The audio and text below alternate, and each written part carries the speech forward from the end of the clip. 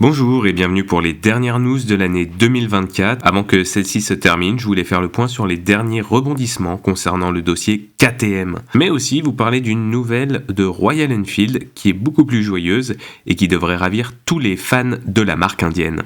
Concernant KTM, un petit résumé rapide. Donc il y a quelques semaines, on apprenait que la marque Orange devait subir une restructuration suite à de très mauvais résultats pour cette année. En cause auraient été des difficultés structurelles, notamment sur la surproduction de motos qui ont entraîné de gros frais de stockage. On parle d'environ 440 millions d'euros de frais de stockage, uniquement pour le stockage. Et en tout, de dettes de plus de 3 milliards d'euros. C'est quand même pas mal d'argent. La marque a donc été placée en redressement économique après plusieurs années à avoir investi dans tous les sens, que ce soit par rachat de marques comme Husqvarna, GasGas, MV Agusta, ou sa présence dans toutes les disciplines de sport moto, du cross à l'enduro rally ou même au MotoGP. KTM n'a apparemment pas réussi à anticiper la baisse de volume de vente de ces 2 dernières années et a accumulé pas mal de motos neuves. Ça a eu donc pour effet de baisser le prix de vente de leurs motos, et donc leur marge, mais aussi de pas en vendre assez tout court. Parce qu'il y avait beaucoup de motos en occasion récente, les prix des motos ont augmenté, pas mal chez KTM notamment, et du coup les gens n'ont pas acheté neuf, ils ont préféré les occasions récentes.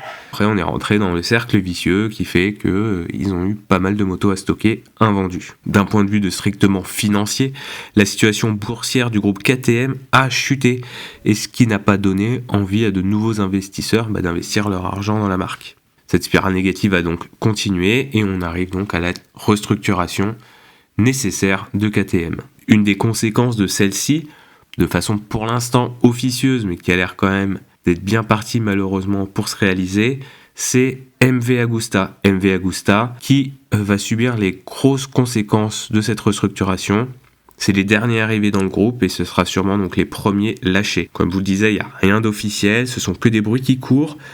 Mais ça passe par les syndicats italiens qui affirment que toute la partie qui avait été emmenée en Autriche, comme par exemple l'achat de composants, la logistique ou le marketing, va devoir revenir en Italie.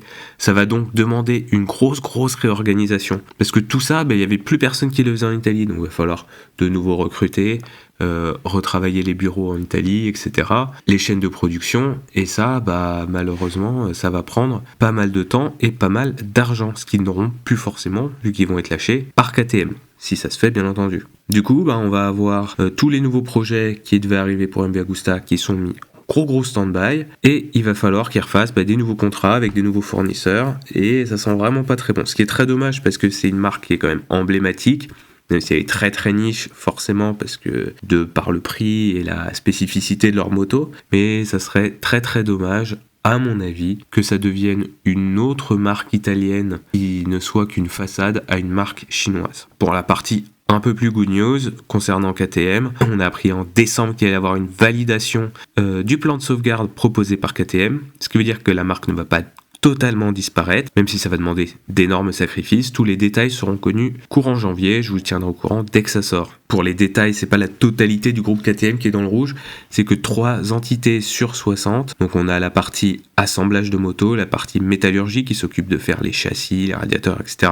et la partie recherche et développement. Alors c'est que 3 parties sur 60, cependant ça a l'air quand même des parties assez vitales, et on comprend pourquoi ça pénalise fortement le groupe.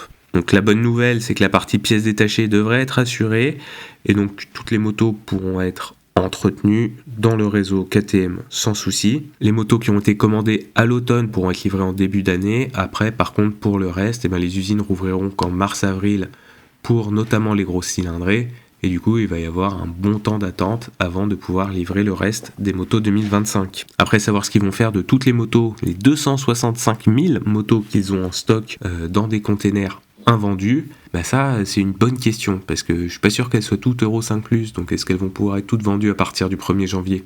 Je sais pas, peut-être qu'ils auront une dérogation. Ça, c'est quelque chose qui reste à voir. La dernière bonne nouvelle, c'est pour la partie MotoGP, parce que KTM, c'est une grosse écurie de MotoGP, qui ont recruté un excellent pilote, Enea Bastianini, pour la saison 2025, qui doit d'ailleurs se faire un petit peu du mauvais sang. Et malgré toutes les déclarations de KTM, comme quoi ils allaient continuer à investir en MotoGP, qu'ils seraient toujours là pour la saison prochaine, c'est vrai qu'il y avait quand même un gros flou là-dessus. Apparemment, encore une fois, ça n'a rien d'officiel, mais il y aurait des discussions très sérieuses entre la marque et Lewis Hamilton, le je ne sais plus combien de fois champion du monde de Formule 1, qui est très très fan de MotoGP et qui a toujours voulu investir dans une écurie. Donc ces discussions auraient pour but qu'il investisse dans l'écurie KTM, mais également qu'il fasse une écurie satellite à lui avec des motos KTM. Donc ça pourrait permettre de les maintenir à flot dans le MotoGP et c'est plutôt pas mal. En tout cas, pour tout ce qui est à suivre sur ce dossier, écoutez, je vous invite à vous abonner, me dire en commentaire ce que vous pensez de cette catastrophe chez KTM, et puis je vous tiendrai au courant de tout ça en 2025. Mais bon, on va pas finir 2024 sur une note aussi négative, ou en tout cas mitigée. On va reparler de Royal Enfield, qui cette année, encore une fois, a une année exceptionnelle. Rien que sur le mois d'octobre, une hausse de 30% par rapport à l'année précédente, et si on prend la période de janvier à octobre, une progression de 20%. Ce qui est quand même hallucinant sur un marché où il y avait déjà eu une très bonne année 2023. Alors vous allez me dire, oui, les Royal Enfield, on n'en voit pas beaucoup plus dans nos rues. Oui, c'est normal. 92% des Royal Enfield, c'est le marché indien. Il n'empêche que la partie export de Royal Enfield a connu elle aussi une grosse progression. 150% de progression en 2024. C'est énorme. Du coup, Royal Enfield a besoin de fabriquer beaucoup plus de motos et donc ils ont décidé d'ouvrir une nouvelle usine en Thaïlande pour faire face à cet afflux de ventes. On leur souhaite donc que ça continue dans l'avenir et qu'on voit de plus en plus de Royal Enfield dans nos rues parce qu'en vrai ce sont de très bonnes motos. Très sympas, simples, efficaces, pas forcément les plus performantes. Mais au final, est-ce que c'est vraiment ça qu'on recherche dans la moto ? Personnellement, je suis pas sûr. Pas tout le temps en tout cas. Sur ce, je vous souhaite une excellente fin d'année 2024 pour les 1 jour qui restent. Et je compte sur vous pour vous abonner à ma chaîne pour vous retrouver dès 2025 pour de très très nombreux essais qui sont prévus. Et pour suivre toujours les news qui risquent d'être très nombreuses l'année prochaine. Allez, ciao!